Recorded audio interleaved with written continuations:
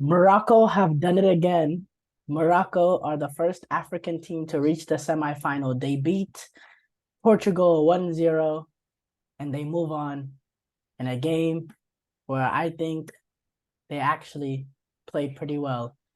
Not saying they didn't play well in the Spain game, but in this game, I thought they definitely had more chances, created more clear-cut chances than that Spain game, which makes sense because of the way Spain keep the ball, 80% possession. You're gonna struggle to get that many chances, even though they did create a bit. But today, I thought, especially in that first half, they had their fair share of chances and could have been up, could have got that first goal a couple times before they ended up finally getting it through the. In my opinion, it was a goalkeeper error from Costa, pretty schoolboy mistake. Yusuf En-Nesyri though did get high to get that ball. He went up high. He had to jump up over Ruben Diaz and a Diego Costa, who's like 6'5" and can use his hands. But yeah, in terms of the game, I thought Portugal's second half was so lackluster. I did not understand why Bernardo Silva played so deep while Bruno Fernandes was the one higher up the pitch. I thought it should have been reversed because I thought Bernardo Silva, especially with Morocco's defense being compact, if he was in the pockets between the fullbacks and the center backs, he could, with his ability to play in tight spaces to get past one player and open up space for another, he'd be a lot more dangerous in that area than Bruno would be. Because I think Bruno should have been the one playing deep, receiving the ball from the center backs, while Bernardo Silva was higher up the pitch. Because that's what both What of I would them are say to that, more suited for.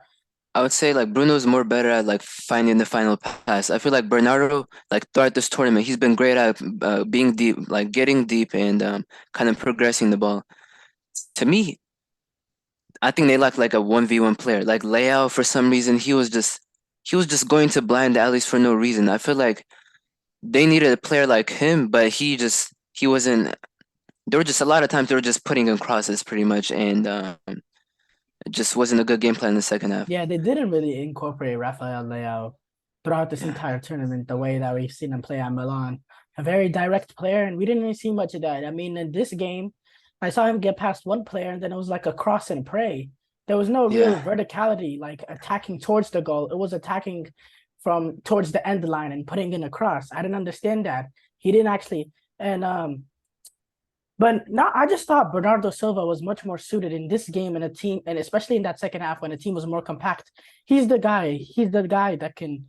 He's the best dribbler on that Portugal team. The guy that can play in the tight spaces most, that can create something out of nothing. Bruno is more of a deep line playmaker. I really thought those two players should have been reversed because, like Bruno, yes, he's the final ball he's better at, but you can't get to the final ball until you find that space. I think Bernardo Silva was more capable of being able to create that space out of nothing.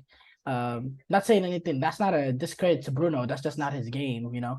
Um, I mean, they but did create a lot of chances. It's just they just couldn't finish them at the end of the day. yeah, but I mean, they did create a couple chances, but I don't think there was any clear cut chance. They had the Pepe one at the end of the game, Yeah, which at the was end, kind of yeah. like a cross and pray. Um, there was that Ronaldo on counter attack, and then there was João Felix, which they came off a turnover, quick 1-2. But apart from that, they didn't create much from open play. So There was like a cross from Bruno and Ronaldo almost got his head on it. It was just Morocco really good defensively. Like we've yeah, seen it throughout the tournament. Like they've only allowed one goal, which was an own goal. Like they've been when you so have that good, solid foundation, and they're not uh, just sitting back. Like they're actually like when they have the ball, they're actually looking adventurous. They still, in that second half, they were sitting back. I'm not gonna lie, well, I was yeah, but disappointed like with them in that second half.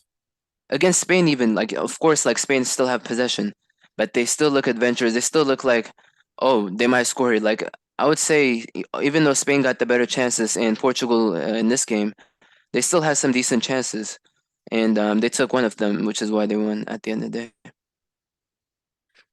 I thought Morocco upsetting Spain is more shocking than this, but I definitely am surprised by this too.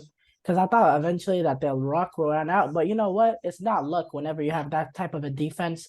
When you give up no goals to the opposing team throughout the entire tournament, they had one, which was like a freak own goal against Canada. Still managed to recover and win that game. apart from that, they've been very, very rock solid, and they've taken advantage of their opportunities on the break whenever they played against better teams. Um, Morocco deserves all the credit in the world. I don't know how to say his name, but number 8, Luis Enrique was talking about what a player he was. Like he didn't even know who he was, which is actually kind of bad. That's not to be joked about. I don't know how Luis Enrique did not know the player of the other team that he's going up against. But today, I mean, he was great. Every time he got the ball, he was adventurous. He got past the one player. He made the final pass. Amrabat, don't get me started on him. One of the midfielders of this tournament. Um, Morocco has players. Morocco has players. They got players that can hurt you in transition with Ziyech and Boufal and El Nassiri. They got midfield, technically sound midfield players and workforces like Amrabat and Alouali. I do not know his name. And then their back line, hopefully for them, they'll be able to get Mazraoui back for that France game. I don't know if that's a possibility, but most importantly for them also Roman Saiz, who injured his hamstring against Spain, and then I think he re-aggravated it against Portugal. It had to come out early. But yeah, overall, Morocco thoroughly deserved to be in the semifinals, and Portugal just at the end of the day not good enough.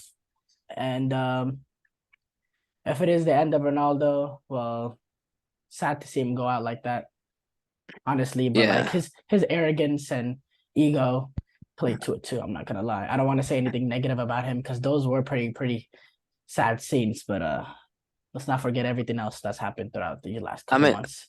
I'm a United fan, and like at the end, it was a bitter end, but like it was sad to see like Ronaldo going out like that. Like Messi's still in the tournament, Well, and Ronaldo going out let's like be that. honest, Messi's still great. Ronaldo's not great anymore. At Well, best, yeah, he's good. yeah. Obviously, it's just sad, man. He's one of the best. He's one of the goats. So